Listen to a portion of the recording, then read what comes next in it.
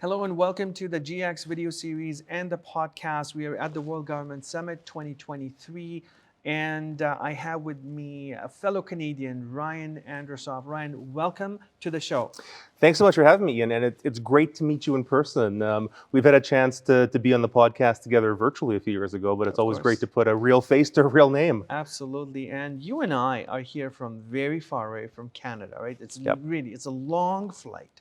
But we're here for a very important reason, and that number one, of course, was the World Government Summit, Yes. but also is the GX Forum that took place here, bigger than ever Yep. before, great presence, really well attended. What have been some of your insights from this whole event? Yeah, it's been a really impressive last few days, getting a chance to connect with people from all over the world who are passionate about these issues around how do we improve government in the age of digital in particular. And that's, my background is very much around digital services in government, how we modernize how government works. And I have to say, one of the things that really stands out for me is that everyone's essentially dealing with the same thing.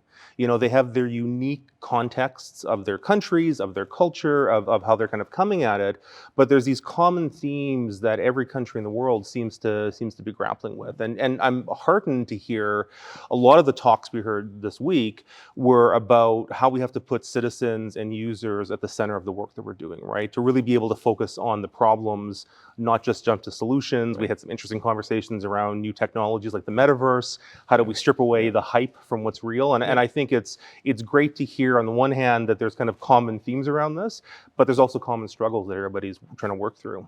Yeah, and so you've done a lot of work within governments. You've worked with some nonprofits that operate across the world, right? You come with a wealth of experience. Um, it's a tough question for me to ask it, but I wanna ask the reality. Are governments worldwide just talking, or are they doing stuff? Yeah, it's an important question, Right? right? And in my career, I spent many years working inside government, primarily with the Canadian government at the federal level.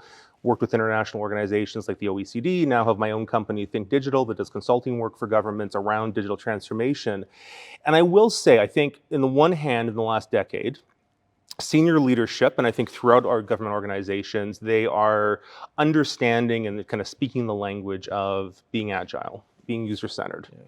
But sometimes we get what people will refer to as agile theater or design theater, where people are saying the words, but they haven't actually changed the way that they operate. I have this mental model I use around this. I call it the Pac-Man model. I think we actually had an article about it in last year's Forum report. And it's this notion that you have to get beyond strategy, and you have to actually get beyond culture as well, though it's part of it. But you have to start thinking about what are the incentives and the structures of the organization. Because I really think, and I see this in the work that I do, with governments in Canada and internationally, is that until we start really changing the incentives and structures of how governments work, it's going to be difficult to see sustainable long-term change. Yeah, yeah. So how were your discussions here in the UAE, and anything that stood out for you? Maybe how things are progressing here, how government is working here. What are some of your observations? Yeah, it's been a very interesting experience. It's my first time here in Dubai, here in the UAE, and getting to get that kind of firsthand experience with how it's being approached here. I mean, clearly there is a real passion for innovation in the UAE, which just stands out, right? And actually, I was really struck on the panel that I was on earlier today about the metaverse. The official from the UAE government was talking about how they have really been investing in metaverse technology with this notion that essentially they're placing bets on things that may or may not work, Right. right? And I find sometimes in government we can be so risk adverse. We kind of, we never want to be first. We don't even want to be second. We want to kind of wait until we're at the kind of the long tail of innovation. And I think the reality is things are moving so quickly now that I'm not sure governments can afford to wait to be at the very end of the innovation tail. And it doesn't mean we should chase the shiny object, because I think that's the flip side of it. We can very easily fall into shiny object syndrome where you're just investing in tech for the sake of it. But what I do really appreciate from what I've seen here and some of the discussions I've had is I think there's a real desire to say, let's be entrepreneurial inside a government. Let's invest in things that may or may not pay off, but we're going to learn from that and be able to advance. Yeah, and what you just said just kind of reminds me of this thing that maybe governments need to change how they think about failure, because Yeah, it's all about, we don't want to fail, we don't want to make that yeah. mistake. How about we change the process of succeeding by, maybe in a step by step gradual way, maybe Hmm. through public sector partnerships, Yeah. or I don't know, there's 100 different ways of changing what you do. Yeah, I mean, What do you think? well, I go back to my Pac-Man mental model around this, and that notion of kind of changing incentives, right? So I think right now, and certainly I see this in Canada, and I see this in some of the other governments that I've worked with, the incentives at an individual level for officials in government is not to take risks, Mm, right? You take a risk, you have a bad headline, it causes some challenges for you. But I think that's really where the magic is going to come from yeah. this is, until we kind of recognize that governments are made up of human beings and they all have those personal incentives. I think once we can start shifting the organizational incentives around being more risk taking and actually saying, if you're going to progress in your career, you should actually be able to show a track record of having tried things and actually having things that haven't Yeah. worked out, but that you've been able to learn from and be able to build from. Yeah. It's tricky in government because obviously your role is to safeguard the public interest Yeah. and you can't take irresponsible risks that Yeah. might put people at harm. But I think there are absolutely areas where you can experiment and we have to be able to find ways to foster that. Yeah, and in the private sector, you see a lot of different movements take place, right? You look at I don't know, some of the world's renowned companies, from Mhm. Siemens to GE to Microsoft and Google or Amazon. They all have created their processes. They all Yeah. have specific ways of doing Yeah. things, right? And I think that process-oriented approach, agile, nimble, all of those things, I think those need to be incorporated in government somewhere. And I see that happen here in Hmm. the UAE in particular.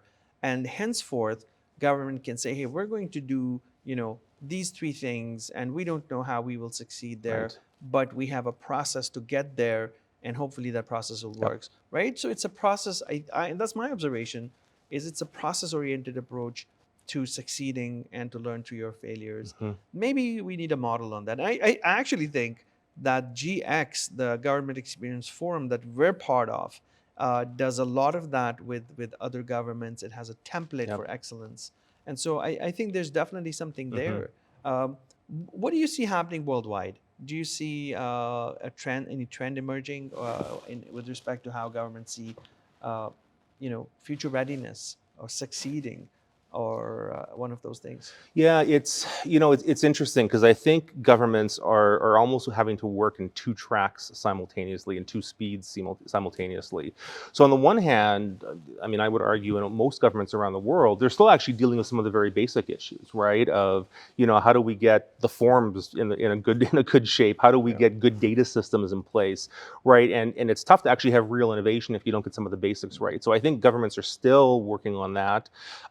We've heard this morning during some of the government service forum discussions around things like online payments and identity in a digital world, and those are kind of those foundational building blocks.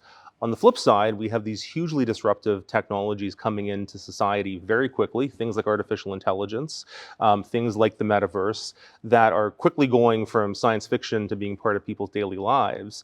And I think sometimes there can be this temptation in government to either go to one extreme, right? To either just look at the new tech that's coming down the pipe, or to only say we're just going to deal with the basics. And I think that's actually the real challenge governments are going to have to get into, Mm, is to be able to almost have that two-track ability to say we have to focus on the fundamentals, because if we don't get the fundamentals right, it's tough to take advantage of new technology. yeah.